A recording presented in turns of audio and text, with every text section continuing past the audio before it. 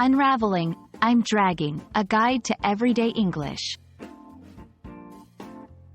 Hello, everyone. Welcome to our English language learning series. Today, we're going to dive into the phrase, I'm dragging. It's a common expression you might hear in everyday English, and understanding it can really help you sound more like a native speaker. So, let's get started. I'm dragging is an idiomatic expression. It doesn't mean physically dragging something, but it's used to describe a feeling. When someone says they're dragging, they're usually indicating that they're feeling tired, sluggish, or lacking energy. It's often used to explain a state of being less lively or enthusiastic than usual.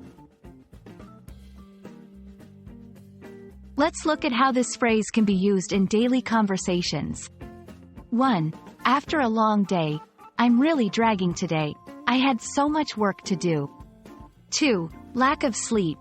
Sorry if I'm not too energetic at the party. I'm dragging a bit. I didn't sleep well last night. 3. During busy periods, with all these exams, I'm dragging all week.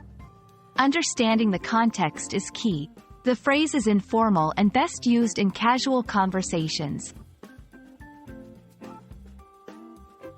There are other ways to express a similar feeling in English. I'm beat. This means you're very tired.